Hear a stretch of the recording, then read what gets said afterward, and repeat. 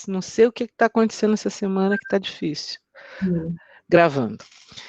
Bom, pessoal, boa tarde a todos.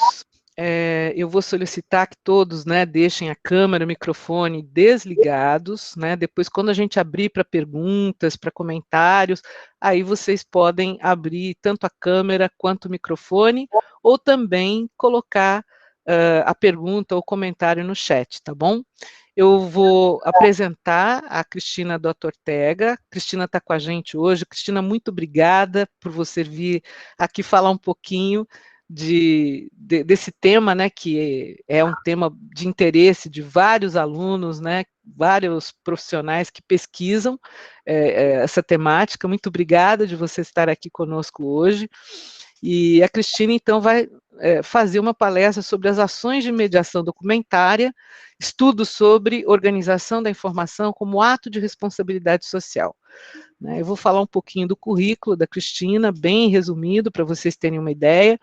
Ela tem pós-doutorado na Universidade Federal Fluminense, doutorado e mestrado em Ciência da Informação pela Universidade de São Paulo, é graduada em Biblioteconomia também pela USP, professora associada da Escola de Ciência da Informação da Universidade Federal de Minas Gerais, é professora do curso de graduação em Biblioteconomia e também do programa de pós-graduação em Ciência da Informação da UFMG.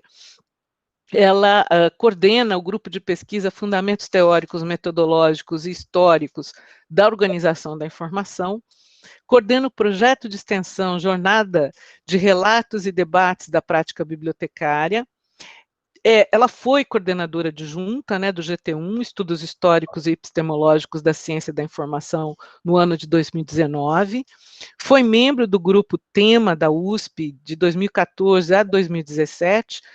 O grupo Tema foi muito importante para o desenvolvimento de pesquisas sobre essa temática e desenvolve pesquisas sobre fundamentos e metodologias da organização da informação sobre o aporte dos estudos da linguagem na perspectiva do conceito de documento como produto das ações de mediação documentária. Então, Cris, muito obrigada de novo por você vir aqui falar um pouquinho desse tema para nós, e vou passar a palavra a você, então. Ok, obrigada, Marta, pela apresentação aí detalhada, e muito obrigada, antes de tudo, por esse convite, porque é sempre um prazer poder falar para um novo grupo de pessoas, não é? E aí ouvir essas pessoas, tá certo? Então, a gente faz pesquisa para poder ouvir os outros, no final das contas, né? A gente não tem como avançar se não for nessa condição. Então, eu espero ser questionada, né? Ser avaliada mesmo, né? É isso que a gente quer, que interessa. E eu, de fato, tenho trabalhado há algum tempo com a minha trajetória, né? Se define como sendo do campo da organização da informação, numa relação com algumas pesquisas aí do campo da epistemologia mesmo, né? Da ciência da informação. Então, eu vou um pouco balizando uma coisa pela outra. E o projeto de pesquisa que está em desenvolvimento agora é o que eu optei por apresentar, não na sua totalidade, né, mas um aspecto dele, né? Então, o objetivo dessa apresentação seria tratar da função social da organização da informação, portanto, quanto aos estudos que respondem por essa função, né, observando a necessidade de exploração do lugar teórico que identifica e caracteriza a organização da informação como um conjunto de ações de mediação documentária. Eu vou comentar um pouco mais o significado desses termos aqui para eu poder localizar melhor quem está me ouvindo. Mas, antes eu preciso colocar aqui como problema, né, motivador aqui dessa pesquisa, que o corpo teórico da organização da informação está presente na literatura e subjacente às práticas profissionais, né, mas é muitas vezes subestimado, decorrendo que seja pouco explorado. E aí isso ocorre no Brasil, não é só no Brasil, mas eu vejo isso muito fortemente no Brasil, a despeito de a organização da informação ser um conjunto de teorias e de métodos que há mais tempo se desenvolve no campo. Então, eu vou desenvolver o tema apresentando conceitos, apresentando uma categorização para localizar essa questão. As atividades bibliográficas, arquivísticas e museológicas explicam-se pela produção de mensagens sobre objetos, com o objetivo de promover a apropriação da informação pelos sujeitos que foram destinatários dessas mensagens. Essa produção de mensagens sobre objetos para um público caracteriza-se como ações de mediação, né? Bom, a mediação se evidencia na transformação do objeto em um suporte de uma mensagem chamado documento. A noção de documento, ela tem a ver mais com um estudo epistemológico do campo, mas ela, até por conta disso mesmo, subsidia bastante, é bastante importante para pensar a organização da informação. Então, como atividade de ordem simbólica sobre os objetos, por este motivo, né, transformados em documentos, as ações de mediação são chamadas, mais particularmente, de ações de mediação documentária. Então, estou pontuando isso, se fala muito em mediação da informação, enfim, esse termo também poderia ser utilizado, mas eu estou pontuando ou fazendo questão de usar mediação documentária porque deixa mais claro a especificidade. Mediação da informação pode remeter a significados mais amplos, né? Então, da mediação, esse é um dos pontos importantes para mim. O documento é concebido simultaneamente como instância física e informativa que, sob ações específicas, otimiza a circulação social do conhecimento, né? O documento é um objeto abordado, né, nessa perspectiva de algo que pode informar. O conceito de documento, portanto, envolve o de informação, né? E aí a gente tem um termo chamado informação documentária, né? É aquela apreendida, registrada e armazenada em um sistema de informação, de forma a ser passível de recuperação para uso pelos mais diversos segmentos de usuários, né? O adjetivo documentário remete a um modo particular de abordar a informação que se diferencia, por exemplo, da informação noticiosa, cujos objetivos jornalísticos implicam uma abordagem própria, procedimentos específicos, etc. Né? Então, a gente trabalharia, então, com informação documentária, não é? A vertente da documentação, eu me apoio muito nela, porque ela é muito rica, né? Embora antiga, ela tem mais de um século, mas ela é muito rica, e parte da riqueza dela está na terminologia. Existem termos próprios para poder, né, explicar do que nós estamos falando. Bom, as ações de mediação documentária são operacionalizadas por atividades, né, chamadas também de documentárias. Sendo o documento um objeto material abordado informacionalmente, as atividades documentárias exigem a gestão dos documentos em dois níveis. Um nível material e o outro que é o do conteúdo, né? Quer dizer, se o documento são essas duas coisas, a gente vai fazer a gestão desses dois níveis aí do documento. No nível material, estaria o processo de aquisição, empréstimo, conservação, acesso, né? Pensando propriamente no objeto físico, mas que está sendo abordado, claro, com relação a essa outra dimensão, que é a do nível do conteúdo, né? E aí a gente teria os processos, né, no nível do conteúdo, da seleção, representação, busca, não é? A recuperação já é o objetivo, tá, gente? Né? Então, estou falando dos processos, né, que compõem essa gestão, né? Recuperação e objetivo. As atividades documentárias são realizadas em uma ordem lógica, uma em relação à outra, não é? Então, vou citar as atividades documentárias, não todas, mas a primeira, ela é essencial, que é a identificação e caracterização do público. Ou seja, a gente começa pelo final, mas é porque o final é o começo de tudo, na verdade, né? Identificar, né, caracterizar o público. A partir daí, a gente pode selecionar documentos, né, para compor uma coleção, não significa necessariamente coletar esses documentos, né, mas selecioná-los. Produzir registros de base de dados, produzir arranjos de documentos, né, pelo processo de ordenação, como, por exemplo, via método classificatório, né, realizar a conservação dos documentos, a busca e a navegação, e, por fim, serviços de difusão, atividades de formação de usuários, entre outros, né? Aquilo que é estritamente a organização da informação está aqui nesses dois processos de produção de registros de base de dados, aqui eu estou usando base de dados para falar do catálogo de biblioteca, dos repositórios institucionais, não é? Esses sistemas compostos por registros dos documentos com mecanismos de acesso.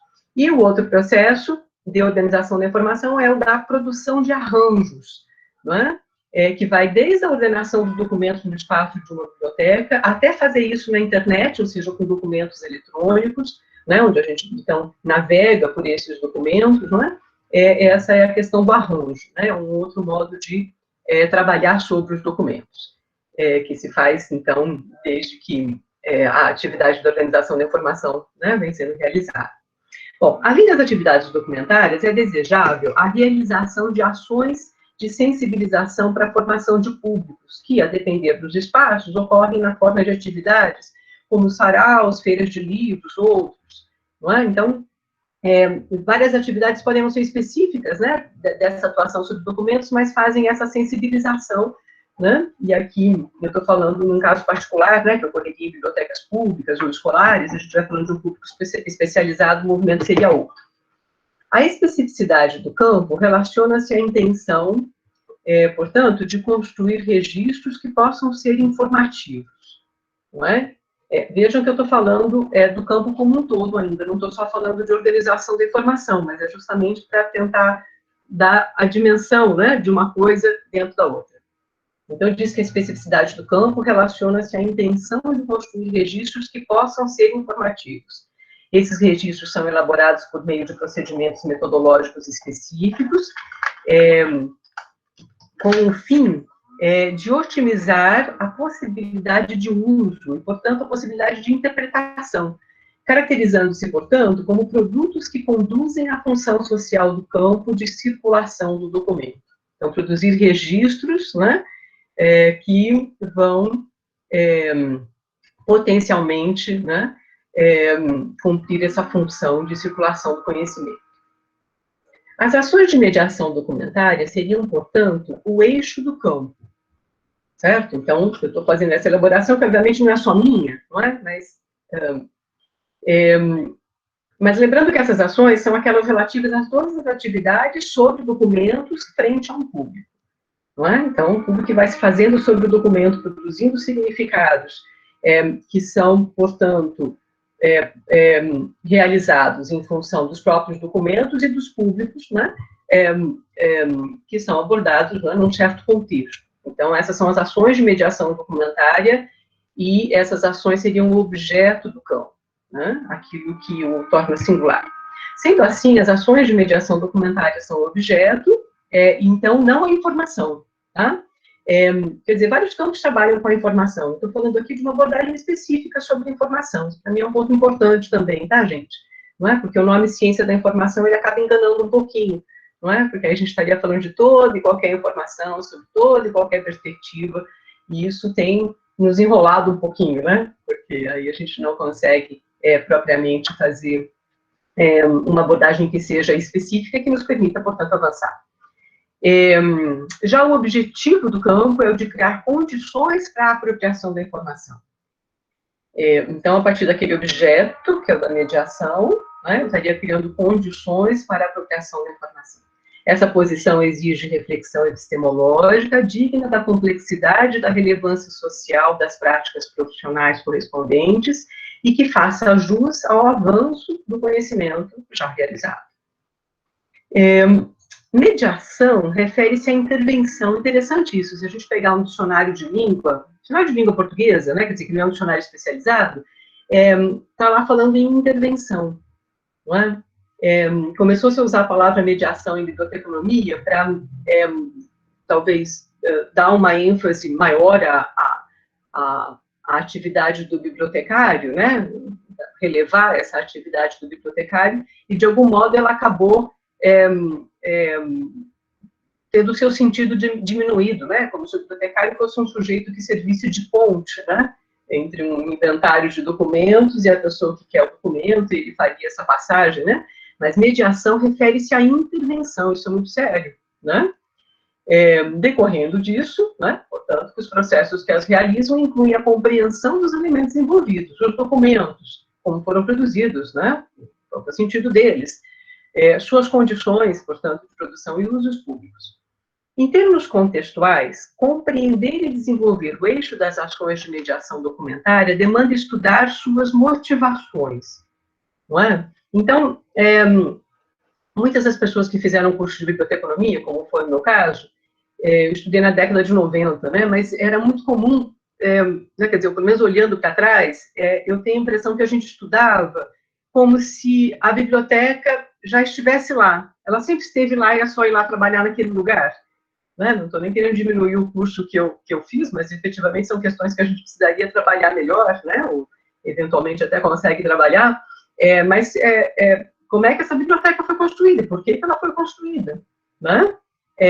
E eventualmente, né, estamos aí para construí-la, ou para construir outros tipos de unidades de informação, ou para não construir unidade de informação nenhuma, mas trabalhar num sistema de informação, ou só com serviços, não é? Que não é menos do que, né, as outras atividades. Então, essa naturalização da ideia de biblioteca, né, ela é muito complicada. A gente precisaria, então, estudar as motivações, né, para a produção dessas ações, né, de mediação. Mas também as implicações, quer dizer, essas coisas todas que foram feitas, no que elas deram, né, porque isso nos permite rever, né, tudo que foi feito. Então, eu diria que as motivações e as implicações das ações de mediação fazem parte dos estudos do campo, mas atenção, alguns estudos que falam de questões parecidas com essas são alheios ao campo. Né? Eu estou falando de estudos que estão olhando especificamente para aquilo que motiva, que demanda, né, as ações de mediação documentária e aqueles estudos que observam a decorrência dessas ações entrando na especificidade delas. Né? Então, tomar cuidado para não para esses estudos que são, no fundo, paralelos, né? Tomar cuidado com relação àquilo que eu estou falando, né? Porque senão a gente não consegue fazer essa verticalização, não é? Então, estudos paralelos não permitem isso, né? Posso estar estudando aí os fluxos de produção e uso de informação e os sistemas, os serviços, eles não são considerados, né? Está se olhando alguma coisa no nível mais amplo. Estou falando dessa especificidade, mas aí eu estou colocando essas questões de produção e uso de informação no âmbito do contexto. Né? Mas olhando para esses conteúdos como contexto, né, das ações de mediação documentária. Né? A gente precisa desses estudos, mas observados como contexto, não como estudos que ocorrem em paralelo, né? Senão não tem como subsidiar. Bom, toda a produção e uso de informação ocorre em um certo contexto social e cultural, de modo que esses aspectos contextuais são determinantes na produção documentária. Mas se eu estiver estudando só o contexto social e cultural, eu não estou observando como que esses aspectos, eles influenciam a produção documentária, tá certo? Então, isso é importante de ser visto.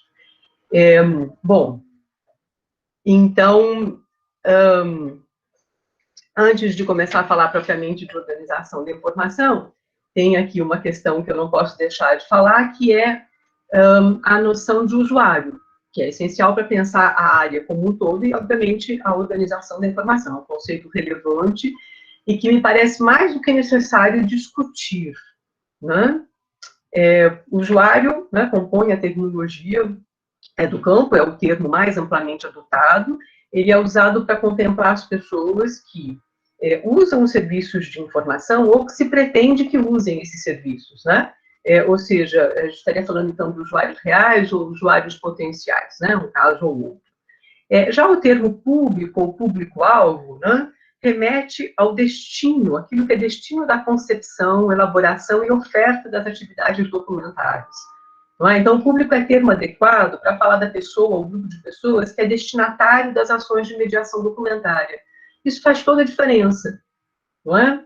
Então, não estou aqui defendendo o termo público ao invés de usuário, estou trabalhando o conceito, né? E, eventualmente, você pode usar um termo numa situação, um outro termo numa outra situação, mas a ideia de que certas atividades são realizadas para um grupo implica público como um termo interessante, adequado para a gente pensar a área, né? Porque isso contingencia, né, todas essas ações que estão sendo realizadas.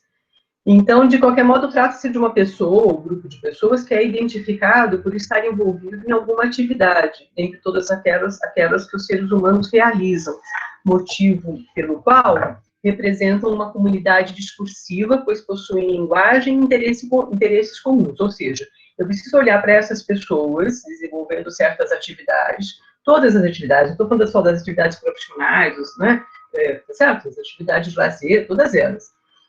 Então, ao identificar essas pessoas em torno dessas atividades, a gente tem que elas representam uma comunidade discursiva, né? Portanto, tem uma linguagem comum. Para eu poder produzir mensagens sobre documentos para esse público, eu tenho que levar em conta a linguagem deles, porque eu preciso falar essa linguagem, né? Bom, só que esse conceito, né, de público, ou de público-alvo, público-usuário, como queiram, esse conceito ele abarca características mais específicas que as de grupo específico. Desculpa. Esse conceito abarca características mais específicas que as de grupo social, né? Se eu estiver falando de grupo social, a gente teria aí uma identidade que envolvendo valores e normas da vida social, mas que não responde para aquilo com o qual a gente trabalha. Os grupos que a gente identifica não são grupos sociais. Tem alguma coisa um pouco mais específica, né, que tem a ver com essas atividades que eu falei. Ao mesmo tempo, esse conceito envolve características mais amplas que as do indivíduo observado em seu funcionamento cognitivo. Então, a abordagem individual e unicamente cognitiva também não dá conta.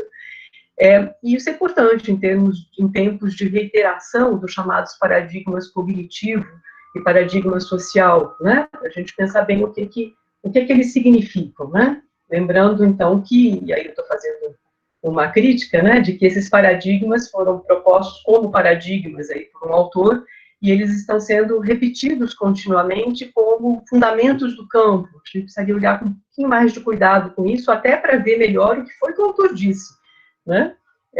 Mas, de qualquer modo, não transformar isso, né, diretamente em fundamento do campo. Tá? Então, o que está aqui em questão não é nem um aspecto só cognitivo, nem um aspecto só social, tem alguma coisa que é mais específica, né? Então, no que tange aí essa questão do usuário, eu tenho para mim que a gente precisaria desenvolver mais o conceito, entender melhor como é que ele se constitui, não é? E, inclusive, fazer uma distinção muito importante. Todas as pessoas são usuárias de informação, no sentido de que o ser humano usa informação. Isso é uma coisa, isso é ponto de partida. Mas aquilo que eu estou falando aqui não tem a ver com esse tipo de estudo, que é muito mais amplo. Eu estou falando de uma questão muito mais específica, que atende demandas de acesso qualificado à informação. Né? Então, eu não estou considerando aqui que as pessoas são usuárias de informação, que todas elas são usuárias de informação. Claro que são, e eu vou partir disso. Mas, com base nisso, eu vou observar certas atividades nas quais elas se debruçam, verificar como é que isso acontece, qual a linguagem que sustenta essa atividade para poder subsidiar essas pessoas com informações que podem ser relevantes para elas, né? Inclusive fomentar, né? Sensibilizar, né, pessoas para o uso de certas informações, né? Também nesse sentido. Então, essas distinções precisam ser feitas, e eu tenho para mim que a gente está misturando um pouco todas essas coisas como se elas fossem iguais, e a gente não tem como trabalhar, ok? Agora eu vou começar a falar de organização da informação, né? Eu falei de atividades bibliográficas, arquivísticas e museológicas, mas eu vou priorizar a abordagem bibliográfica das ações de mediação documentária. Quando eu falo em abordagem bibliográfica, eu estou falando de biblioteconomia, né? Mas a abordagem bibliográfica é um pouco mais ampla, porque a gente tem várias disciplinas que, no fundo, constituíram isso que hoje, nos cursos de graduação, a gente chama de biblioteconomia, né? Então, a disciplina chamada bibliografia, a disciplina chamada biblioteconomia e a própria disciplina chamada documentação. Todas elas contribuíram, de algum modo, para a construção dessa abordagem bibliográfica das ações de mediação documentária. Né? Então, só estou colocando nesse sentido, mas eu estou falando daquilo que a gente estuda numa graduação em biblioteconomia, não é? E que depois aprofunda na pós-graduação, vou falar sobre isso depois. Essa abordagem bibliográfica, eu estou falando dela, bom, em parte ela é um lugar teórico, mas não estou falando só porque ela é mais cômoda para mim, ou qualquer coisa desse tipo. Ela interessa porque ela é a abordagem mais enfrentada no campo. Não é? Então, aquilo que se chama de ciência da informação no Brasil parte, né, do que a gente conhece por biblioteconomia. Não é?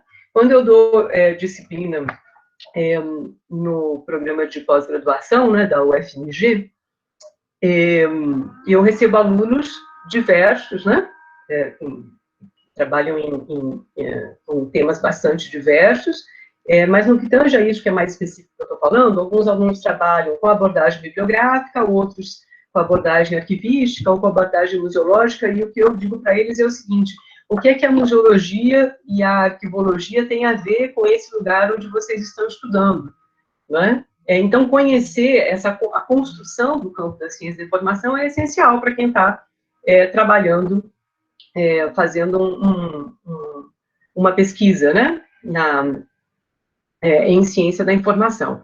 Do mesmo jeito, as pessoas que estão trabalhando com temas um pouco mais distantes dessas três abordagens têm que verificar também como é que essas coisas se organizam, né? Como é que a gente pode fazer aprofundamentos, haja vista essa diversidade temática, tá?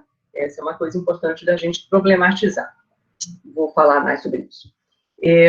Bom, conceituando, organização da informação se refere ao corpo teórico que fundamenta o conjunto de procedimentos iniciado após a identificação e caracterização de públicos e a seleção de documentos considerados pertinentes a eles. Então, de algum modo, já disse isso. Então, são procedimentos que têm uma função social, uma vez identificado o público, e com os documentos já pensados para esse público, alguns procedimentos vão ser realizados sobre esses documentos. O produto da organização da informação é sempre um sistema de informação. Bom, o sistema de informação tem essencialmente caráter referencial, a exemplo das primeiras bibliografias e catálogos, assim como dos primeiros arranjos de documentos. O aspecto referencial dos sistemas de informação propicia e orienta o processo de busca e navegação. As referências manifestam-se como um discurso sobre os objetos. E aí, para potencializar a ação referencial do sistema de informação, outras atividades também referenciais são realizadas, como eu já tinha falado, né? A elaboração de produtos e serviços e demais ações, né? Como ações de sensibilização de públicos, etc. Né? Bom, então, nós temos que, a partir de operações sobre objetos em sistemas, realiza-se a atribuição de significados com o fim de orientar os usuários em seus processos de recuperação e, posteriormente, sobre a apropriação. Ok? Aí, gente, a gente precisaria abstrair, porque eu estou falando aqui de sistemas de informação, né? E aí a gente tende a remeter para um sistema de informação altamente formalizado, no âmbito de uma instituição, uma unidade de informação também formalizada dentro de uma instituição, né? Mas a área é muito mais flexível, muito mais elástica, né, do que isso. A gente está falando, na verdade, de atividade sistêmica sobre informação, ou seja, nem sempre a gente tem um sistema formal, como uma base de dados, né? E muito menos a gente tem uma biblioteca ou uma unidade de informação. A gente tem serviços, né? Eu já pontuei isso numa fala anterior aqui.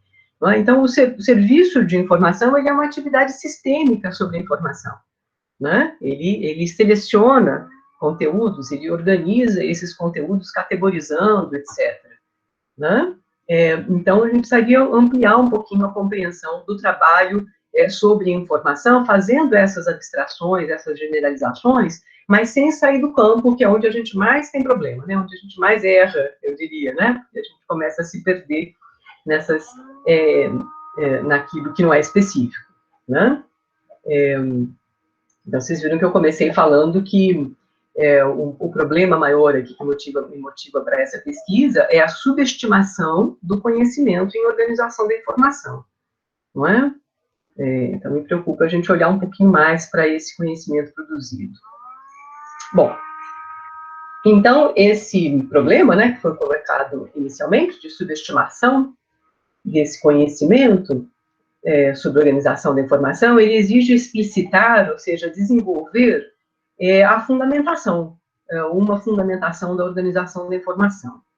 Para essa fundamentação, é produtivo refletir sobre categorias que configuram a organização da informação como tal, né? A gente precisa entender melhor como é que ela se coloca, né? Até para poder trabalhar os elementos novos que vão surgindo, né? Que a gente depois não sabe onde coloca, né? Fica essa coisa, a gente precisa dessa matriz um pouco mais elaborada. E eu tenho trabalhado, então, com categorias que eu diria que são níveis de manifestação dos processos de organização da informação. Trata-se de níveis de manifestação específicos, ou seja, que são observáveis, em particular, individualmente, mas que estão integrados entre si no contexto do sistema de informação, né? Vou pedir para a Marta, por favor, colocar o quadro, né? Eu fiz um quadro desses níveis de manifestação, enquanto ela vai colocando para a gente, já vou adiantando para vocês aqui que eu organizei esses níveis de manifestação em 2 planos, o abstrato e o concreto, né? Então, como vocês estão vendo, no plano abstrato a gente tem os níveis, né? O plano abstrato aqui está na primeira coluna, na segunda coluna, então, a gente tem os níveis de manifestação. Então, os níveis de manifestação do plano abstrato são o conceitual, o metodológico, o pragmático, o normativo e o tecnológico, né? O plano concreto, ele, concreto ou aplicado, né? Que são os da prática profissional, mas também os das pesquisas experimentais, eles, no fundo, eles refletem tudo que é do plano abstrato. Quer dizer, a gente constrói o plano abstrato sobre o plano concreto para poder entendê-lo melhor. Então, é do plano abstrato, na verdade, que eu vou falar, né? Mas essa distinção já é uma das questões que eu considero importantes, né? Quer dizer, fazer essa segmentação entre uma coisa e outra, né, e entendendo o significado de cada uma. Quer dizer, como é que eu faço para observar a realidade, né, a partir de um plano abstrato, né, e como é que esse plano abstrato poderia estar colocado, né? Eu tenho trabalhado com esses níveis de manifestação, já publiquei umas 2 vezes isso de modos diferentes e pretendo continuar desenvolvendo para deixar isso um pouco mais, ou cada vez mais elaborado, né? Então, a gente teria um nível que é um nível conceitual, né? Essa ordem aqui não é à toa, não, tá? O primeiro nível seria, então, o nível conceitual, né? Onde a gente tem o teórico, o fundamental, que eu estou definindo como um conjunto de conceitos e termos correspondentes que fundamentam a organização da informação no que tange a seus objetos, processos, métodos, instrumentos, produtos e públicos, né? Um segundo nível que seria o metodológico, que é onde está o procedimental, o técnico, né? E aí a gente tem metodologias científicas, elas precisam ser científicas, tá certo? Adotadas para realizar os processos e, antes disso, para produzir os instrumentos que respondem pelos processos, né? Quais são os métodos para produzir esses instrumentos, né?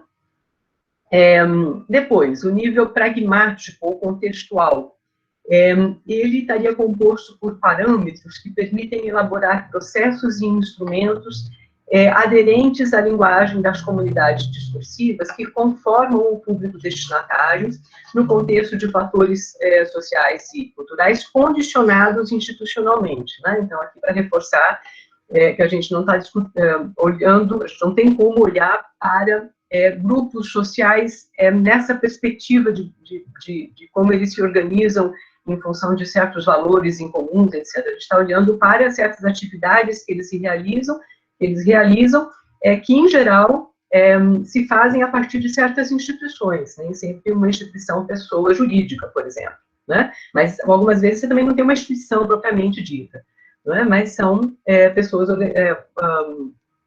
que estão trabalhando juntas, né, ou podem ser abordadas em comum por conta de uma mesma atividade que elas têm interesse em desenvolver ou estão desenvolvendo. Então, os elementos pragmáticos também são essenciais para pensar a organização da informação. No nível mais específico ainda, eu tenho o normativo ou o prescritivo. Aí sim a gente entra, né, naquela situação em que está assim, é para fazer assim, não é para fazer assado. Aqui onde estão os padrões, né? Então, a gente tem um conjunto de orientações normativas adotadas para a realização dos processos e para a construção dos instrumentos, de modo a dar regularidade e funcionalidade aos sistemas de informação, né? E o nível tecnológico, né, onde estão as tecnologias existentes a cada época, que permitem a concretização física dos processos e instrumentos adotados na produção e gestão do sistema. Né? Então, veja que cada um dos níveis de manifestação colocados aqui envolve os outros e só pode ser compreendido a partir de sua relação com eles. Não é? Então, é importante observá-los em separado, mas eles não se constituem efetivamente em separado. Um se faz em função do outro. Né? No plano abstrato, o nível conceitual é o mais abrangente e verticalizado, e os níveis normativo e tecnológico são os mais contingenciais e datados, não é? Por isso que eu pretendo continuar trabalhando com esse quadro, viu, gente? Não é? Porque aí a gente coloca cada plano no seu lugar, talvez, não é? Dá uma dimensão tão grande, né, quanto específica, ao nível normativo e tecnológico. Eles não explicam o processo todo. Mas eles também não são estritamente, né, um conjunto de normas e tecnologias de cada época. Eles são muito mais do que isso, não é? Atribuir mais peso a um nível que a outro diminui a dimensão das atividades documentárias, limitando o seu significado e funcionalidade. Então, eu tenho para mim que a gente precisaria trabalhar devidamente esses níveis todos, na sua especificidade e na relação de um com o outro. Né? Ou seja, do ponto de vista de como um se realiza em função do outro. Quer dizer, o que está colocado aqui no nível normativo é o que veio dos níveis anteriores. Né? O normativo representa tudo isso. Certo? Né? Agora, para operar com o sistema, eu preciso lá do padrão que todo mundo vai seguir, senão esse sistema não vai funcionar. Não é nesse sentido. Certo? Bom, Marta, se puder tirar o quadro, eu vou agora... Obrigada, Marta. Falar um pouco do contexto dos problemas envolvidos nessa questão toda que eu apresentei. Né? Então, eu tinha colocado ali um problema inicial, né, que era o meu entendimento da subestimação do conhecimento sobre organização da informação, mas agora eu vou desenvolver o problema, né? Ou seja, quais as decorrências, né, dessa questão toda aqui que está colocada, como é que a gente chegou nisso. Então, eu diria o seguinte: por definição, e como as próprias denominações indicam, a formação em nível de pós-graduação refere-se ao aprofundamento e à problematização de temas e questões tratados na formação realizada em nível de graduação. Né? Quer dizer, ainda que a gente tenha,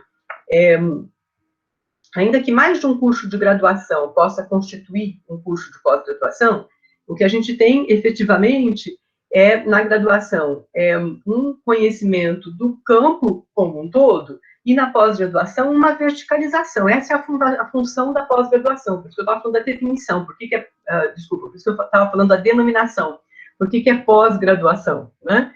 No sentido de que alguma coisa que você faz depois, né, de ter passado por essa formação em que você aprendeu e elaborou alguma coisa sobre uma certa área de conhecimento. Né? Então, a pós-graduação ela é sempre mais específica em termos de um conhecimento do que a graduação, que apresenta esse conhecimento de modo mais amplo, mais abrangente, na sua completude. Né? E a pós-graduação só é específica porque é o objetivo de aprofundamento dos estudos. A gente está falando de formação para pesquisa. Né? Agora, claro, os cursos de graduação têm por objetivo a formação de pessoas para a prática profissional e para a prática acadêmica, e a pesquisa também é importante nessa formação, né? A Unesp é um bom exemplo nesse sentido, né? De como ela sempre olhou para a pesquisa ali em nível de graduação, né? Porque é um elemento importante na formação, mas não é a mesma coisa da formação para a pesquisa que caracteriza, né? Os cursos de pós-graduação. Bom, a despeito disso, e ainda que o início dos cursos de pós-graduação no Brasil, nomeados biblioteconomia ou ciência da informação, né, como começaram, apresentassem de algum modo essa relação com a graduação em biblioteconomia, essa relação entre os dois níveis de formação está em suspenso hoje, né? Então, eu estou aqui colocando para vocês o meu entendimento de que algo aí está em suspenso, não quer dizer que essa discussão esteja feita e isso seja consensual, né? Estou aqui justamente colocando porque eu gostaria de avançar nessa questão. Tenho observado que a pesquisa e a formação em nível de pós-graduação e de graduação têm apresentado desconexões entre si e internamente, né? Ou seja, cada curso de graduação, cada curso de pós-graduação também está com seus conteúdos de algum modo desconectados, mas a pesquisa que se faz em nível de pós-graduação, que inicialmente foi a mais desconectada, no sentido de conteúdos diversos, que interagem muito pouco, elas começam a refletir em nível de graduação, nas mudanças curriculares, às vezes até antes disso, né, no oferecimento de disciplinas optativas e tal. Bom, os problemas apresentados conduzem a um alto custo social, afetando a capacidade das instituições de ensino e pesquisa. Há necessidade, no meu entendimento, de politizar o campo, discutindo as condições de pesquisa e ensino atuais, de modo a encontrar alternativas para cumprir com a responsabilidade social de produzir conhecimento e formar recursos humanos condizentes com as complexas necessidades de informação do mundo contemporâneo. Claro que essas alternativas passam pela pesquisa, mas eu estou aqui enfatizando o aspecto político, de um modo que eu acho que a gente não está contemplando devidamente, porque obviamente que as relações entre as pessoas e as instituições no Brasil são políticas, né? Mas talvez a gente pudesse amadurecer mais politicamente, enfrentando o que é que está colocado, vendo qual é efetivamente o problema, né? Isso nos permitiria sair de alguns mal-estares que ficam, às vezes, muito rasos, né? Então, nas instituições, para quem não sabe, né? Porque eu não sei se os alunos de graduação passam por essas questões, mas os professores passam. Às vezes se coloca assim, essa pessoa é da área, essa aqui não é da área. É uma divisão que não faz a menor diferença, né? Ou ainda que um curso de graduação naquela área onde você está atuando possa contribuir, mas no nosso caso isso já nem é mais o problema, né? A gente foi criando tantos problemas em cima de problemas, tá certo? E esse não é um ponto, né? Quer dizer, a gente estaria discutindo, levando muito mais em conta o título do que o conhecimento propriamente dito. Então, eu estou falando do conhecimento, né? Que conhecimento que é esse que está sendo contemplado ou não está sendo contemplado, e, enfim, quais as implicações disso daí, né? Como a composição fragmentada do campo tende a tornar pouco complexos cada um de seus subcampos, não é? Esse é um ponto. Em organização da informação, claro que isso acontece, tá certo? Né? E aí acaba se mantendo, reforçando a antiga ênfase no aspecto normativo, porque isso é muito antigo, né? E isso vai sendo reforçado por essa realidade, né? A normatividade tende a ser considerada o elemento norteador da prática profissional, do ensino e até da pesquisa, né? Por isso, muitas pesquisas que apresentam ali certos experimentos, mas às vezes a discussão conceitual, né, não está colocada, né? Quer dizer, mas é aí o que a gente conclui daquele experimento, tá certo? E como eu tinha mostrado ali no quadro, gente, a norma não existe sozinha, né? Não é ela que explica, não é ela que manda, né? Ela está fundamentada, ou ela deveria estar. Se não está, essa é uma crítica a se fazer, né? Então não tem como pensar a área só no nível normativo. Ou olhando para a norma sem observar toda a sua dimensão, né? Essa concepção normativa indica que não há solidariedade e interdependência entre as ações de teorizar e de normatizar. No entanto, pergunta, como superar a orientação fortemente normativa do ensino, baseada principalmente no modelo proposto pela Biblioteca do Congresso dos Estados Unidos? Não é? Para quem não sabe o que eu estou falando, né? É muito comum nos cursos de graduação de biblioteconomia o ensino de certos instrumentos, né, que são baseados nesse modelo dos Estados Unidos para o trabalho em bibliotecas, como o Código Anglo-Americano de Catalogação, o AACR2, um formato para se trabalhar no computador, que é o MARC, um sistema de classificação bibliográfica, que é o sistema de Dewey, não é? Então, é um pacotinho, não é? Que se usa como modelão ali para trabalhar, né? Eles acabam sendo as referências principais, quer dizer, acaba nos trabalhando tanto o significado desses instrumentos e de outros instrumentos, né?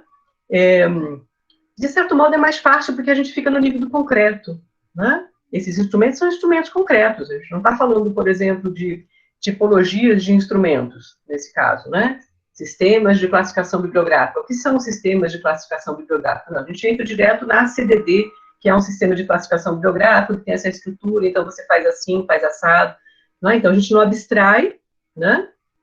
Com relação à tipologia, né, desses instrumentos, e não faz uma coisa que é anterior, que é pensar o processo para o qual esses instrumentos,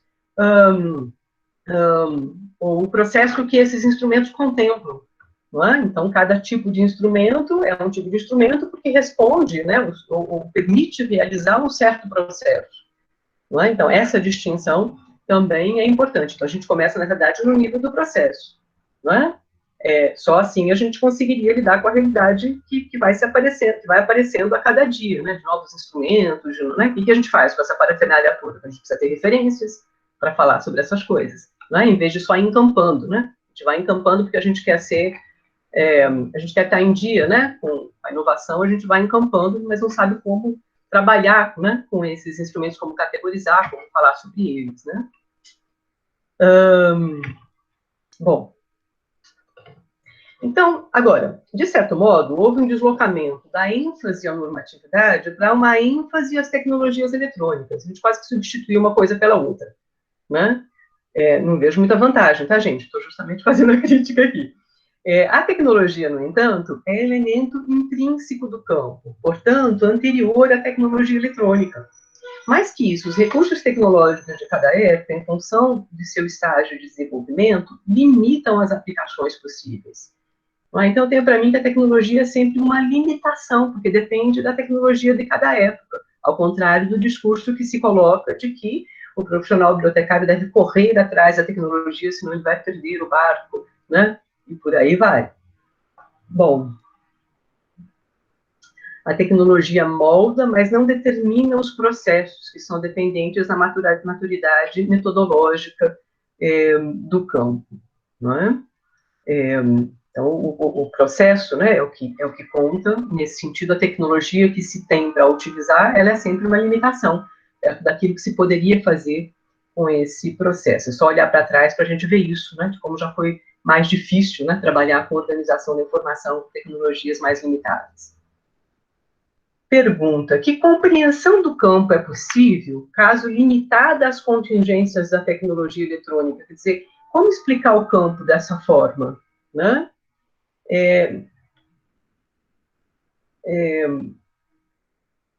E aí não se trata apenas da tecnologia eletrônica em voga, né? Estou falando que tecnologia é um elemento intrínseco do campo mesmo. Né? Para poder explicá-lo, eu precisaria pensar a ideia de tecnologia antes do surgimento do computador.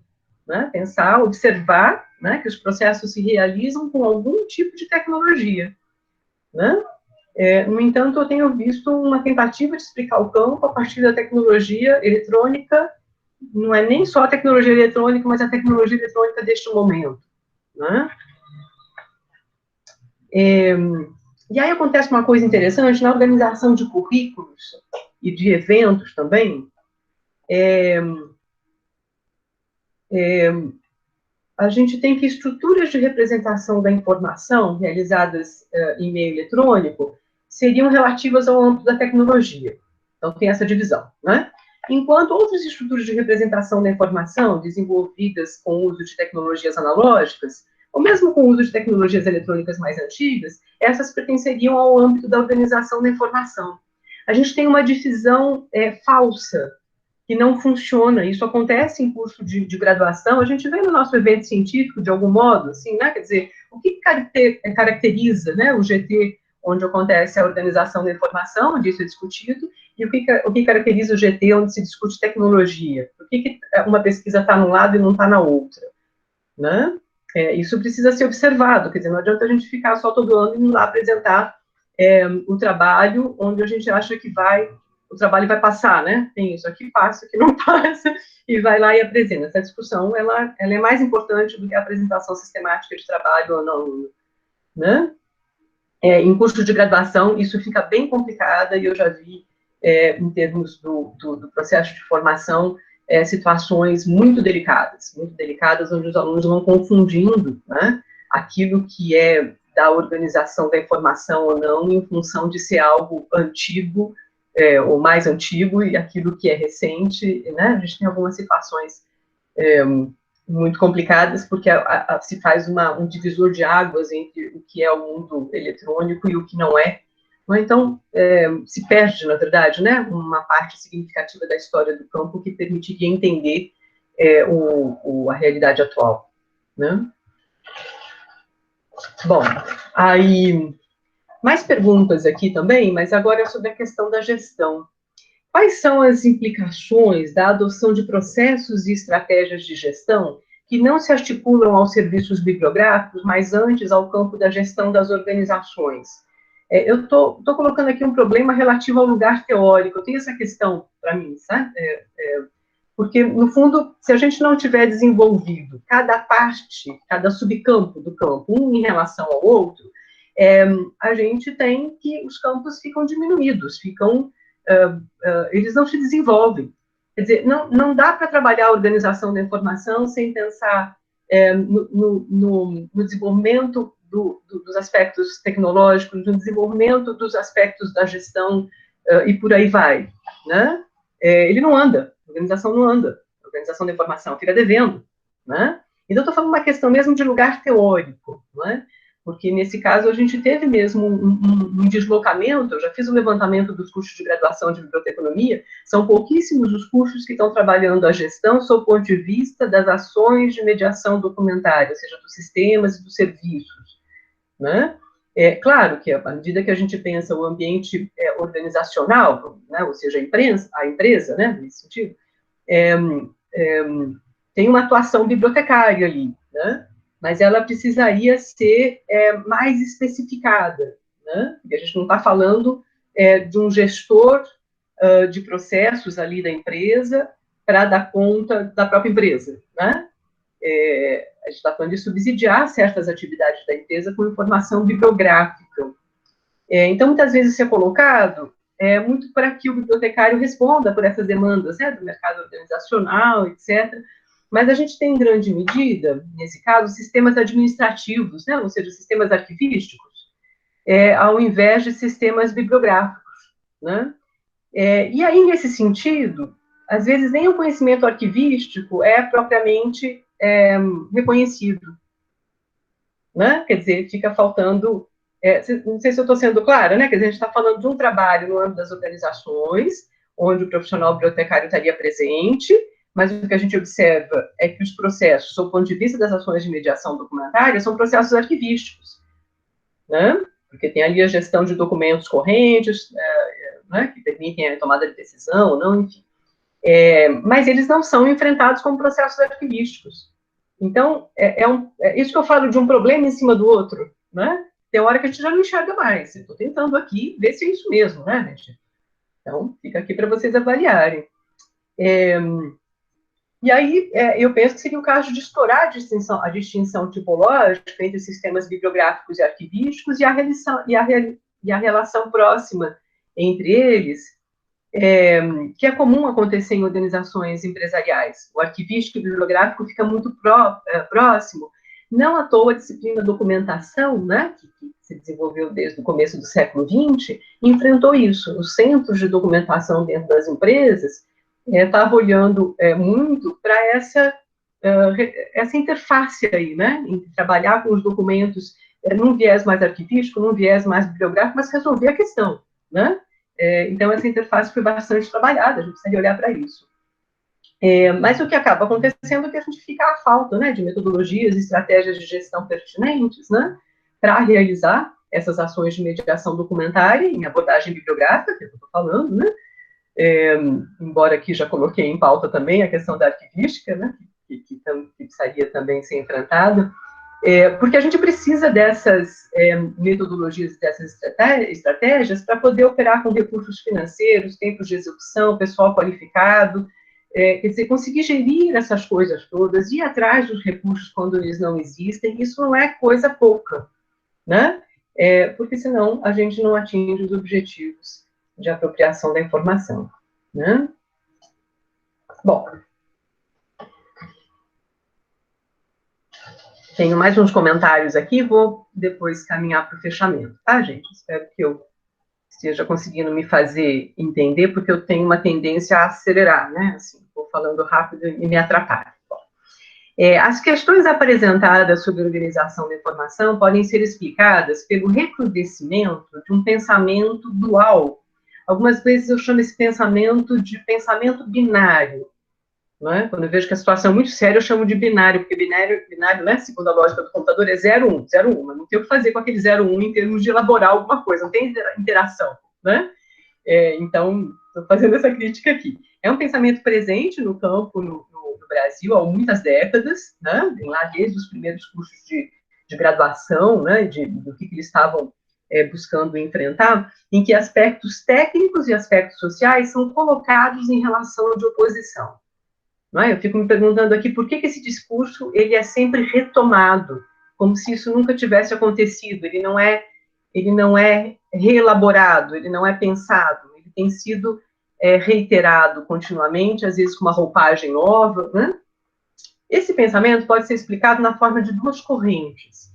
Uma que é a orientação empírico-normativa da organização da informação, né? Essa abordagem meio operacional da organização da informação. E a outra seria o que a gente poderia chamar aqui de orientação social, que muitas vezes é adotada em estudos de usuários, de fluxos de informação e de temas correlatos. Né?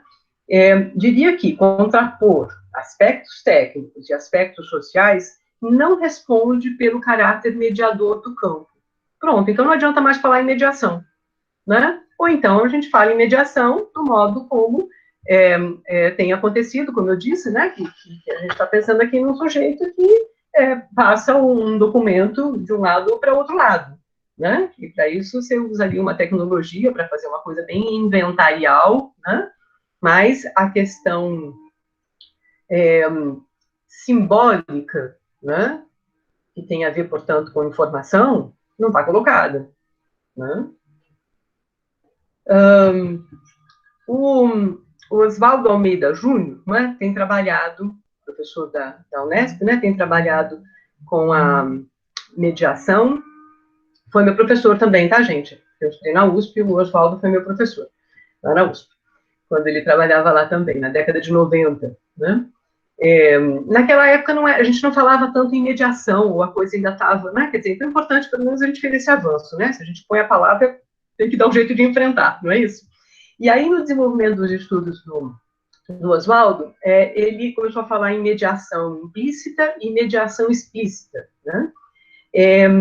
A mediação implícita, ele fala considerando que a política de seleção, o processamento das informações e o armazenamento são atividades realizadas tendo o usuário final como base de sustentação. A gente já está indicando aqui a relação, né? A mediação explícita, por sua vez, seria aquela em que as atividades supõem uma relação com o usuário, né? Seja presencialmente ou virtualmente. Quer dizer, aí o usuário está posto em questão de fato, né? Antes ele está previsto na mediação implícita. Na mediação explícita, ele está posto de fato. Né? Por esse raciocínio, que me parece produtivo, é necessário considerar os dois tipos de mediação, por si mesmos, né? Mas também de modo articulado, para que se possa falar de mediação de fato. Né? No entanto, os estudos sobre mediação de um tipo e de outro tipo apresentam distinções bastante significativas, que são de interlocução difícil, o que demanda problematização. Quer dizer, quem é que estuda a mediação explícita? Quem estuda a organização da informação, desculpa, a mediação implícita. Né? Estuda a mediação implícita, quem estuda a organização da informação. Né? A mediação explícita estaria, então, no âmbito dos estudos de competência informacional, ou quem está falando de serviços e por aí vai. São abordagens tão diferentes, partindo de lugares teóricos quase distintos, que a interlocução não é possível. Quer dizer, então a gente está falando de mediação no campo, Porque parece que a gente está falando de mediações diferentes, tem alguma coisa que não está dando certo, né? Que a gente precisaria repensar, me parece. Né? E aí eu volto para o conceito de usuário. Quando se trabalha com organização da informação, o conceito de usuário está previsto. Né? A gente fala em público. Né? O público que é destinatário, né, dos processos de organização da informação. Aí tudo que eu vou pensar é em função desse público lá que eu identifiquei. Né? Mas é importante que tenha um outro grupo de pessoas pesquisando a noção de usuário. Mas essa noção de usuário não conversa com essa outra aqui. Né? Além de tudo, a gente tem que considerar que boa parte dos estudos de organização da informação se dá, boa parte, ou parte, não sei, se dá em torno de uma abordagem mais operacional, mais normativa ou tecnológica, né? Então, esses aspectos da representação, propriamente dito, ficam devendo. Bom, né? Olha a quantidade de problemas que a gente tem que nos impede de estabelecer relação entre as coisas. Sem relação não tem ciência. Né? Muitas vezes, o bibliotecário é caracterizado como um facilitador do uso da informação, formando pessoas competentes para tal. Então, essa é uma fala muito forte. Né? O bibliotecário ele é esse facilitador, e aí que está, né, o papel, a importância dele, etc. Bom, a despeito da validade dessa atividade formativa, né, que eu já tinha até mencionado, quer dizer, claro que o profissional faz essa atividade de formação, né? Caberia dizer que o bibliotecário, então vejam só, eu estou questionando aqui que a gente caracterize o bibliotecário, portanto, né, esse campo, como voltado a facilitar o uso da informação. Isso é pouco. Né? Tem uma atividade formadora aí. Mas formadora do quê? Dos sistemas de informação que outras pessoas produziram? Né? Então, eu diria que o bibliotecário, ele é produtor de dispositivos documentários. Tá? Eu estou falando do bibliotecário, mas eu não estou fazendo, não é discurso corporativista, não. Eu estou falando do conhecimento que envolve essa abordagem bibliográfica, né, das ações de mediação documentária. Então, quer dizer, se for um outro sujeito fazendo isso, não é isso que eu estou discutindo aqui. Estou discutindo que existe esse conhecimento específico, né, e que ele não tem a ver com facilitar o uso da informação por meio de sistemas produzidos por outras pessoas. Ele tem a ver com a produção de dispositivos documentários que funcionam como recursos de aprendizagem aos diversos públicos, fornecendo percursos pelo mundo da informação. Dito de outro modo, os sistemas de informação e seus produtos e serviços é construído e gerido com o fim de possibilitar às pessoas a navegação na complexidade informacional que caracteriza o mundo contemporâneo. Tá? Já estou fechando aqui, dizendo o seguinte, que organizar a informação é produzir informação para um público. Organizar informação é produzir informação para um público. Né? Perguntei na última aula que eu dei na minha disciplina de pós-graduação, né, se os bibliotecários, os arquivistas e os museólogos produzem informação. Foi interessante a situação, as respostas foram relativamente diferentes, né? Em um primeiro momento, né, numa perspectiva de uma biblioteconomia mais convencional, se entende que o bibliotecário não produz informação. Mas olha só, eu falei lá da informação documentária, desse trabalho sobre os documentos, né? Falei aqui de mediação como intervenção. Está se fazendo mediação mesmo? Né? Então, está se produzindo um discurso sobre os documentos, né? Isso é informação documentária, está se produzindo informação. Né? Agora, qual é o conhecimento que responde por essa ação de mediação documentária? Né? Considerando conceitos construídos historicamente e a necessidade de abandonar quadros empíricos como referência principal. Né? Precisamos fazer abstrações. E aí eu pergunto, estamos respondendo por essa responsabilidade social de produzir condições para a apropriação da informação? Porque essa é uma fala recorrente, mas como é que a gente faz, de fato, para contemplar? Né? Então, era isso que eu tinha preparado para falar. Espero que eu tenha sido clara, mas eu fico aqui à disposição, inclusive, para explicar melhor alguma coisa que eu tenha aqui me atropelado, não é? E fico aberta também para outras questões. Muito obrigada pela oportunidade. Cris, muito obrigada. Nossa, eu estou encantada com tudo que você nos trouxe, né? Para refletir, para pensar, não é? Uma coisa que na tua fala, para mim, aparece assim com muita clareza, é que a construção de conhecimento no nosso campo está muito fragmentada, e que nós precisamos realmente fazer um trabalho de construção de conhecimento para o campo mais consistente, e isso requer uma integração, um trabalho mais multi ou pluridisciplinar, sabe? Isso ficou muito claro para mim na tua fala, né? Mas você traz tantas questões para a gente discutir e refletir aqui, e sem dúvida, né, quando a gente pensa em mediação documentária, que é o termo que você está usando, envolve muitas questões, muitas questões. E aí está posta a responsabilidade, né, do trabalho que a gente tem para uma sociedade, ou para um grupo, ou para um determinado público, seja lá o que for, né, especializado ou não.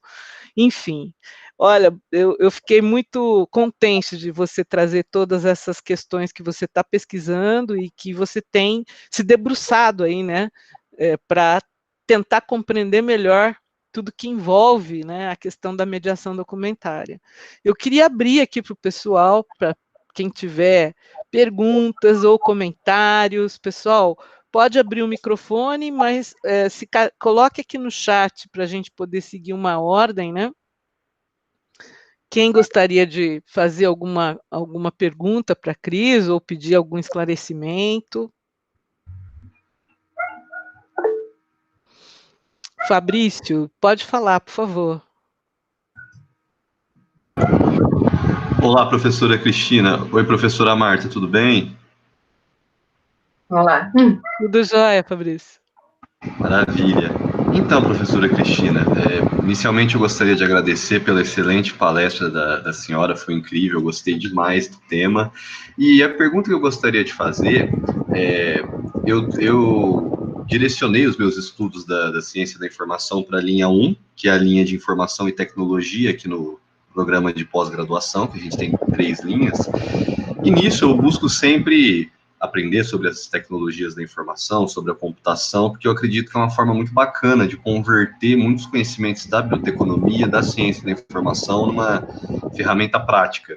E dessa forma, eu estou atuando no contexto da saúde, com o prontuário do paciente. É bacana que a gente pode enxergar esse objeto informacional como um documento arquivístico, o prontuário do paciente. Aí o que eu gostaria de saber, pensando nesse contexto, nesse cenário de mediação documentária, organização da informação, o que nós bibliotecários, o que nós cientistas da informação o que nós podemos fazer, alinhando também com as tecnologias da computação, usando essas ferramentas ao nosso favor, o que a gente poderia fazer para otimizar a mediação documentária, a organização da informação, do prontuário do paciente, do contexto de saúde como um todo. Qual é a visão da senhora sobre isso?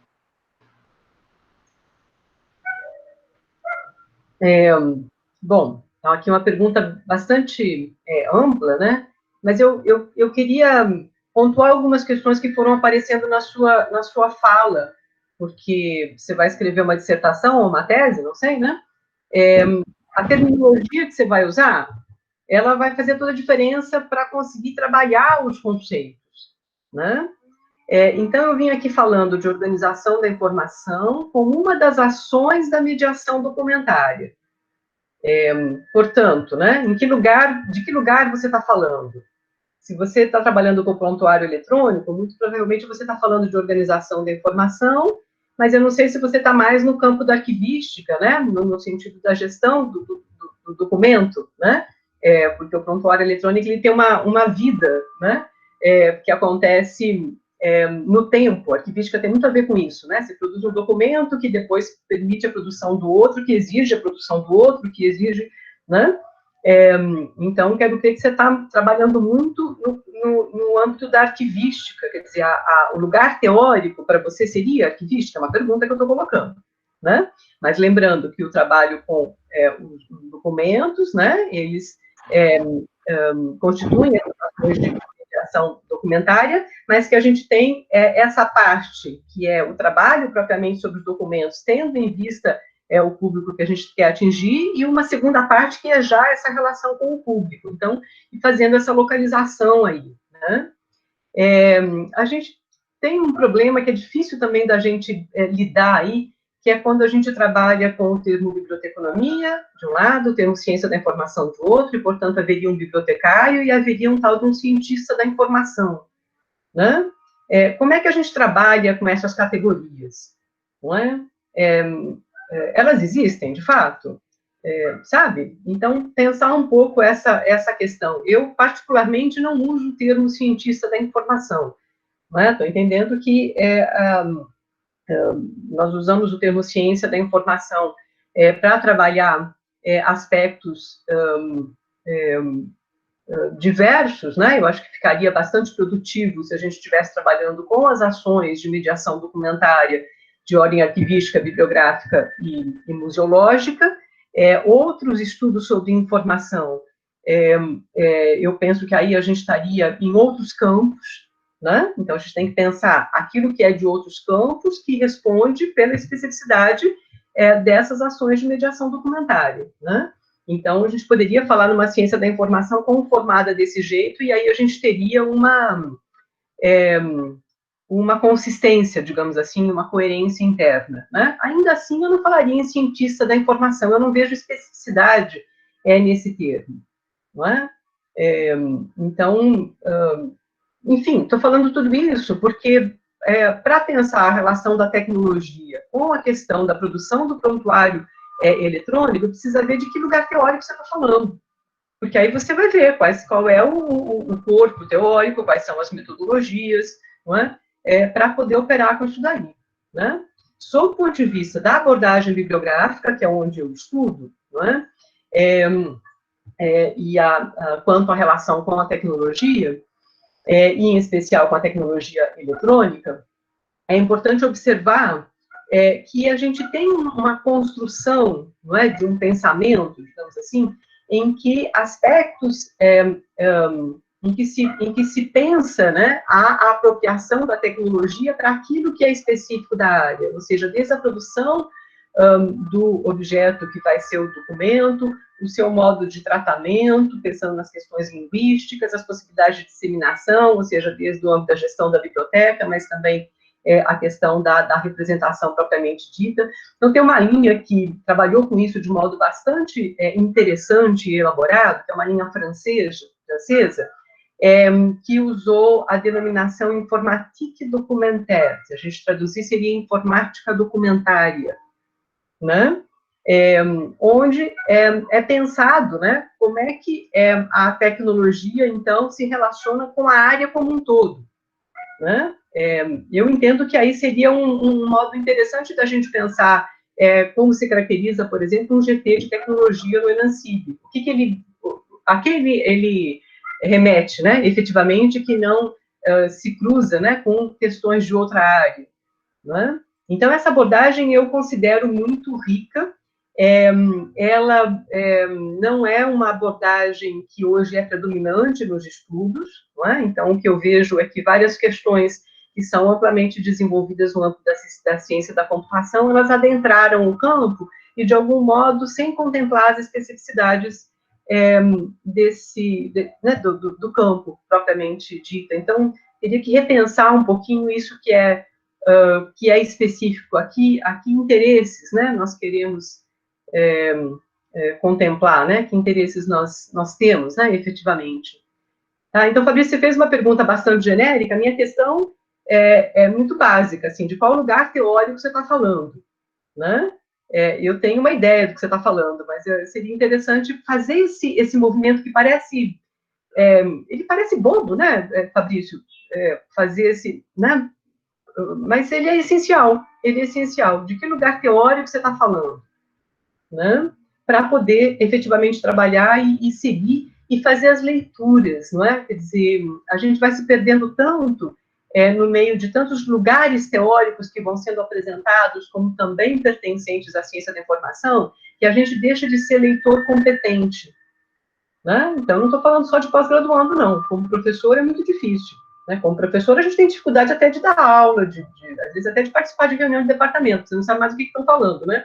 É uma coisa muito complicada, tá certo? Quer dizer, eu tenho para mim que a gente foi se perdendo tanto que a gente está fazendo um trabalho muito pouco produtivo, não é? Antes de começar aqui a reunião, estávamos eu e Marta falando do confinamento, por causa da pandemia, etc., né? Uma das vantagens desse confinamento, pelo menos para mim, foi aproveitar melhor o tempo, fazer atividades mais produtivas, né? Mais direcionadas, mais focadas, né? Para lembrar de onde é que eu vim mesmo, para onde que eu quero ir, nesse sentido. Então, Fabrício, não sei se você fica satisfeito aqui com a minha resposta, mas eu proponho aqui que você pense na questão do lugar teórico e da terminologia com que você vai trabalhar, né? Aí, você, tendo isso mais elaborado, você consegue fluir mais, sabe? A coisa vai caminhando mais, né? E não quer dizer que você não esteja já caminhando de algum modo, mas entendo que fazer esse movimento seja bastante produtivo, certo? É isso. Com certeza. Muito obrigado, professora, pelo seu esclarecimento. Obrigada, Cris e Fabrício. A gente tem a Anaí também, que gostaria de fazer uma pergunta. Pode abrir seu microfone, sua câmera. Boa tarde, professora Cristina. É um prazer ouvi-la com tanta experiência no campo tanto da Bíblia como da arquivo. Eu sou fã do campo da arquivo, da arquivologia. Já assisti algumas palestras suas aqui, inclusive em Marília, e gostei bastante. Eu queria, professora, um esclarecimento, eu gostei de uma fala que você falou sobre o usuário e a linguagem discursiva, né, que a gente tem que ter. Precisa conhecer mais o usuário para poder direcionar os instrumentos, para poder direcionar os documentos, fazer uma ação uma ação de mediação documentária mais direcionada. Mas como trabalhar isso para um público, por exemplo, num ente governamental, que você tem um público que é generalizado? Entra também essa preocupação, entra também essa identificação desses instrumentos mais específicos. Eu tenho trabalhado no que é chamado de linguagem simples, em que eu encontrei na linguagem simples, que é um movimento tanto social de acesso à informação, quanto uma técnica de redação, em que você minimiza e elimina, ou tende a eliminar jargões, expressões técnicas, para tentar melhorar os documentos governamentais para essa população que é tão diversa, e considerando no Brasil que a gente tem um índice de analfabetismo muito grande, como fazer isso, né? A quem recorrer? Na epistemologia da informação, da teoria da organização da informação, como fazer esses tratamentos pensando nesse usuário tão diversificado? Uhum. Muito importante a tua pergunta, me ajuda a voltar um pouco para aquele problema da gente estabelecer rupturas, né? Por exemplo, teria um modo de trabalhar com a informação científica e um completamente diverso para trabalhar com informação para públicos mais amplos, onde a informação é uma informação mais generalista. Então, se faz quer dizer, a gente foi construindo, né, um conhecimento aí na área, ou pelo menos alguns discursos, em que é quase como se a gente estivesse falando de campos diferentes, e é exatamente isso que eu gostaria de recolocar, não é? Porque não funciona, não precisa ser assim, inclusive, né? Nem precisaria, tá certo? Porque a gente continua falando de buscar estabelecer relações das pessoas com documentos. Pessoas que estão sendo abordadas por algum elemento que as torna parte de um grupo, ainda que um grupo com alguma diversidade, mas que eu posso, então, entender que eu tenho aí uma comunidade discursiva e que esse grupo, então, usa uma certa linguagem. Os documentos, por sua vez, eles também têm uma linguagem própria, porque a gente não está falando de todos os documentos, a gente está falando de certos tipos de documentos, né? De certos grupos temáticos ali de documentos, né? Então, como é que eu estabeleço essa relação, né? Não tenha dúvida que é muito mais complicado do que trabalhar com informação especializada, né? Agora, se é mais complicado, vou usar outra palavra, se é mais complexo, eu vou usar uma linguagem mais simples? O que é simples nesse sentido, né? Eu tive uma experiência como profissional que foi muito riquíssima, depois de trabalhar muito tempo com informação especializada, eu fui atuar numa biblioteca escolar, na verdade, era um sistema de biblioteca escolar que precisava de alguém que respondesse pela tecnologia que era utilizada, gerenciasse o software, e pela linguagem que se utilizava no sistema. Olha como essa escola estava avançada. Eles perceberam que esse tal de bibliotecário, né, trabalha com linguagem, e aí eles queriam que o catálogo deles tivesse ali uma indexação que respondesse pelo projeto pedagógico, portanto, estabelecendo relação entre os documentos da coleção e o público, né, os alunos, mas, obviamente, pela atuação dos professores, né? Contrataram um bibliotecário por causa disso. Então, né, olha só que avanço, a gente tem que fazer jus, tá certo? Né? Então, vamos lá ver o que... e aí eu fui adentrando aí nesse universo dos bibliotecários escolares, né? Eu estava em São Paulo nesse momento, e me deparei muito com essa situação que as pessoas falavam assim, não, mas aqui, nesse caso, a gente vai fazer a indexação, o público são crianças, né? Então a gente põe ali palavras bem simples, é uma coisa muito simples, né? Será que é simples? É mais complexo, né? É mais complexo. Mas aí a gente tem que buscar as referências para trabalhar, né? E no caso da escola, a gente tem referências claras, principalmente se a escola for bastante amadurecida. Se ela tiver um projeto pedagógico claro, né, com uma tecnologia também muito estabelecida, e muito bem resolvido o que é que se dá no nível de ensino, o que é que se dá no outro nível de ensino e por aí vai, então você tem essas referências para trabalhar. Nesse caso, o projeto pedagógico é essencial e verificar como esse projeto pedagógico ele é desenvolvido no âmbito de cada disciplina, porque os alunos vêm para a biblioteca dessas disciplinas, né? Então, é o caso de buscar pelas referências que estão aí em questão, né? Lembro de uma situação que talvez se aproxime mais do que você está falando, que eu não trabalhei diretamente, né, mas alguns bibliotecários trabalharam, aliás, que eu tenha ouvido, foi até um projeto que foi proposto por um bibliotecário, que é o Poupa Tempo. Marília tem Poupa Tempo também? É do Estado, né? É do Estado, isso mesmo. Porque quer público mais diverso do que o Poupa Tempo, né? Tá certo? É um público diverso, mas que procura o poupa-tempo numa situação específica. Aí está um ponto. Por isso que a gente não está falando de grupo social. A gente está falando de olhar para as pessoas naquela situação para a qual elas precisam de informação. Né? Que situação que é essa? Então, ali eu já tenho um conjunto de referências que me traz para o próprio poupa-tempo. Quais são os documentos com os quais o poupa-tempo está trabalhando? Esses documentos têm nome. Né? Eles realizam certas funções. Né? Agora, esses nomes desses documentos no âmbito do poupa-tempo podem muitas vezes ser nomes técnicos, né? E a população usa outros nomes, ou uma parte da população usa ali certos nomes. Vamos ver que nomes são esses, e trabalhar no sistema de remissivas. Né? Olha como já deu para traçar um quadro, né? De referências, né? Para desenvolver. foram as comunicações governamentais que a gente tinha na época da pandemia, que começou a surgir. Muitos, por exemplo, o Dória falava em lockdown. O que era lockdown para a gente no começo da pandemia? Quem que entendia essa linguagem do que ele estava falando, né? Eram termos muito técnicos em que ele usava numa comunicação coletiva voltada para a população, em que você tem aí uma situação excepcional que nunca ninguém tinha passado e ele ficava falando em lockdown, vamos estabelecer lockdown.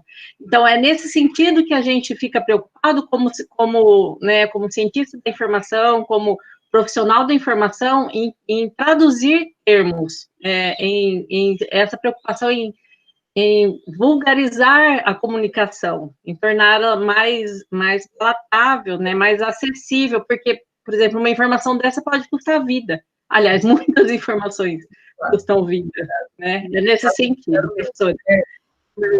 Sim, só queria completar, porque eu fui apresentando os referenciais com os quais você pode trabalhar fora do contexto da informação especializada, que a coisa está muito mais cercada, né? Mas, então, nesse contexto mais amplo, você tem que ir atrás desses referenciais, mas você precisa de método, né? Então, para isso, a gente se apoia na terminologia com T maiúsculo, né? Que te permite desenvolver terminologias de especialidade, construir, né?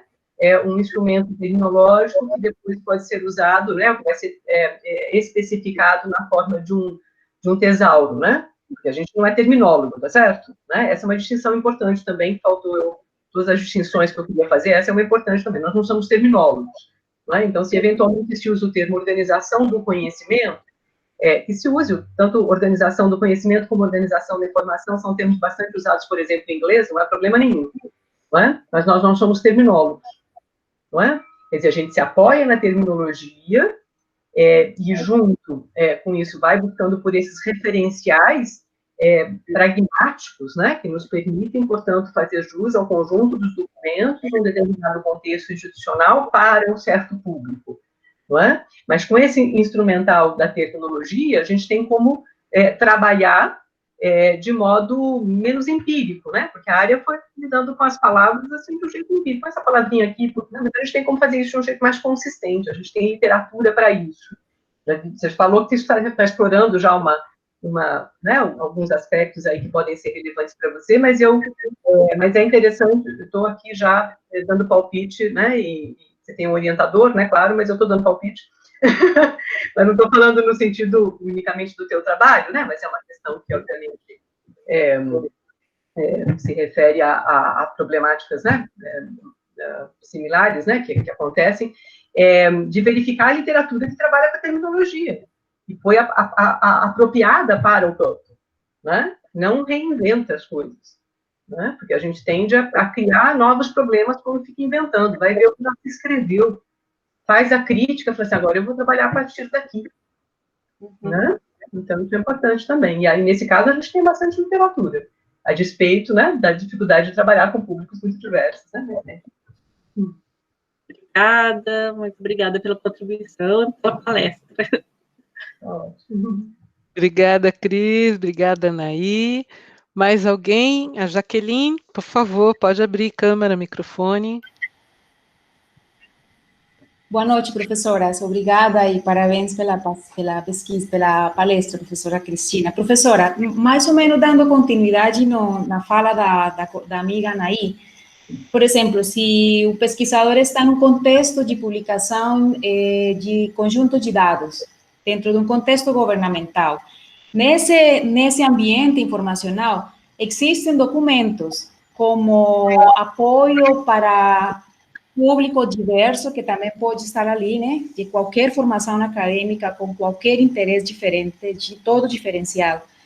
E esses conjuntos de dados como tal também poderiam ser observados como documentos, né? Professora, como disse, no contexto da pergunta da Anaí, para o pesquisador se aproximar de uma terminologia num contexto determinado, seja conjunto de dados de cuidado do meio ambiente ou de contas do governo, e você quisesse fazer uma pesquisa com usuários que estejam interessados nessa temática específica. Um caminho metodológico, a senhora acabou de falar que existe muita literatura para se aproximar dessa terminologia, para eu enxergar-me como uma ponte entre um usuário e algum tipo de informação específica para esse usuário. Qual seria, assim, um caminho metodológico para me aproximar dessa terminologia, para conseguir fazer ou executar um projeto de pesquisa, por exemplo? Bom, vou tentar pontuar algumas coisas aqui, né? Mas se usa um termo que você deve conhecer, que é garantia. Garantia literária, garantia de uso, não é? A literatura de construção de tesauro trabalha muito com essa ideia de garantia, né? Quando a gente fala de garantia literária, a gente estaria fazendo referência principalmente aos documentos com que se vai trabalhar, né? A esse conjunto de informações com que se vai trabalhar. Então, eu preciso ter uma amostra desses documentos para construir essa terminologia, né? Que vai subsidiar, por sua vez, a construção do tesauro, né? A garantia de uso, ela tem a ver com a identificação desse público. A gente ainda não tem o uso. Organizar uma informação é fazer previsão de uso, né? Ainda que um sistema já possa estar sendo utilizado, a gente está sempre levando em conta os próximos usos, né? Aí eu acho, quando a gente fala em garantia de uso, eu diria que a gente tem mais dificuldade em termos de metodologias.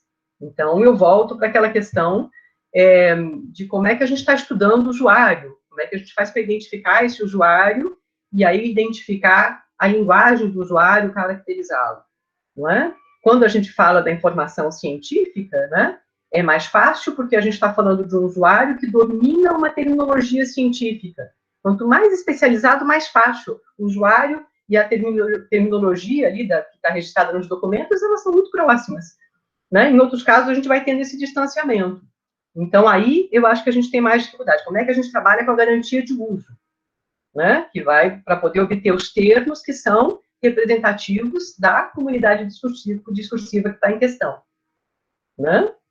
O que a gente acaba fazendo é verificar qual o contexto em que esses usuários estão colocados. E aí a gente tem esses outros referenciais, como eu falei no caso da biblioteca escolar, tem um projeto pedagógico lá, o aluno está indo para a sala de aula para ouvir aqueles termos, né? Aí eu consigo localizar a linguagem do usuário em função desse contexto, porque eu estou preocupada com esse usuário naquele contexto, não é o usuário em outro contexto, né? Quer dizer, o usuário, ele se constitui num contexto, que nesse caso é o da escola, né? Então, a gente fala em garantia literária e garantia de uso, né? Portanto, a linguagem dos documentos, a linguagem dos usuários, né?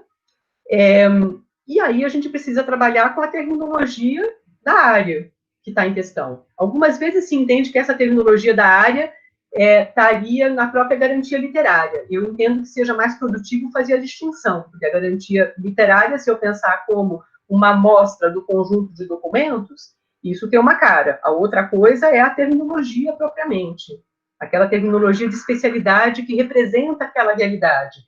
Então, eu falei do poupa-tempo, qual que é a terminologia de especialidade ali? Né? Faço questão de falar do poupa-tempo, que é para sair do universo especializado, que aí a gente fica muito viciado e acha que fora disso fica difícil de pensar, né? Mas tem uma terminologia de especialidade no contexto do poupa-tempo, né? Que constitui o próprio poupa-tempo, constitui o projeto, né? Está ali colocado, tá certo? Então, precisaria fazer uso disso. Aí a gente vai construindo, né? E aí precisa entrar em materiais que são, inclusive, mais manualísticos mesmo, para ver como é que você faz essa coleta dos termos, né? Faz uma grande coleta a partir do método de coleta, né? Como é que você vai normalizando esses termos, se você vai substantivando ou não, nem sempre é necessário substantivar, às vezes não nem desejável que eles sejam substantivados. Pensa-se quais as categorias, né, para a organização inicial desses termos, né? Para pensar essas categorias, enfim, que realidade que é essa que eu estou, né, que se está lidando? Então, voltamos aos referenciais que foram falados, né? Então, se faz uma primeira grande organização por essas categorias. Então, o primeiro tipo de organização que se faz é a organização hierárquica, né? Em geral, é isso. Não é? Depois vai se trabalhando com as relações de sinonímia, porque à medida que você for coletando, você vai observando que alguns termos são sinônimos, para, por último, estabelecer as relações de ver também, que são as relações horizontais, né? Enfim, estou falando aqui de um jeito muito genérico, né? Mas a gente tem muito conhecimento acumulado sobre isso, né? Tanto conhecimento profissional, né? Tem gente que faz isso, como conhecimento teórico metodológico registrado, né? Sobre isso, que vale a pena consultar para encontrar o próprio caminho para essa realidade que está ali, colocada por você, né? Para construir, então, um instrumento que seja adequado para o tratamento dos documentos, e depois, eu acho que, quando você começou a falar, eu acho até que eu posso mencionar, né, a interface com o usuário, né? Como é que esse instrumento vai ser colocado, por exemplo, né, online, de modo que seja compreensível para o usuário, né? Para ele poder, então, aprender com aquilo, né? A sua colega estava ali falando do lockdown, né? Quer dizer, como é que ele aprende? Porque nesse caso, você está falando de um termo novo. Como é que ele aprende com aquilo? Né? Por meio de um instrumento que está controlado, está organizado, né? Para poder usar, então, o sistema. Né? Isso não prescinde de serviços, de, né? Boletins, de, enfim, várias outras atividades que vão até o usuário, que sensibilizam, né? Mas, uma vez eu tendo isso construído, eu consigo ativar, fazer esse movimento, né, em direção ao usuário. Se eu não tenho isso construído, como é que eu me comunico com o usuário? Não tenho nada esquematizado, pensado, né? Então, precisa fazer também essa segunda parte, nesse momento. Consegui comentar minimamente o que você colocou? Sim, sim, bastante, professora. É uma área nova e aí tem para mim, uma área nova, então tenho um caminho por andar, mas muito obrigada porque a senhora me deu várias luzes. Obrigada. Obrigada pela pergunta. Obrigada novamente, Cris, Jaque, muito obrigada pelas questões. Mais alguém, pessoal, quer fazer algum comentário, alguma pergunta? Aí, colocar no chat. Acho que não. Bom, Cris, o que eu posso dizer? Super obrigada, viu? Porque você trouxe... Opa, alguém? Não. Você trouxe para a gente alguns aspectos muito importantes para reflexão mesmo, né? Para reflexão. Então, a partir da problemática que você apresentou lá no início, né? Você, então, a cada bloco que você foi trabalhando, você foi tirando outras problemáticas, o que é muito bom, porque quando a gente está aqui na pós, a gente trabalha com isso, né? Para construir conhecimento. Foi muito interessante os pontos que você destacou para a gente poder refletir e a importância mesmo de alguns aspectos aí que são problemas da gente aprofundar, da gente realmente fazer uma discussão mais aprofundada sobre isso, né? Algumas coisas talvez no âmbito das pesquisas que estão sendo realizadas poderiam ser mais bem trabalhadas, mais aprofundadas, mais discutidas. Então, só agradecer mesmo por você trazer essas questões aqui. Muito obrigada mesmo, viu, Cris? Não sei se você quer fazer alguma fala final. Não, queria, antes de tudo, agradecer mais uma vez pela oportunidade e reforçar um pouco mais essas questões que eu apresentei, que às vezes eu tenho receio de aquilo que o modo como nós estamos trabalhando tem me incomodado de tal maneira, né, que eu tenho, às vezes, receio de apresentar as questões não como problemas de pesquisa, mas como incômodos, que obviamente são incômodos de ordem acadêmica, né? Mas que nem sempre estão trabalhados como tal, como problemas de pesquisa. Então, eu estou colocando isso, assim, de coração mesmo, para dizer que eu entendo que a gente pode trabalhar melhor, de modo mais satisfatório, de modo mais interessante, né? Que essa fala não sirva de desestímulo para os pós-graduandos, muito antes pelo contrário, né? Que sirva para que eles olhem para os seus trabalhos com essa atenção que eles merecem, né?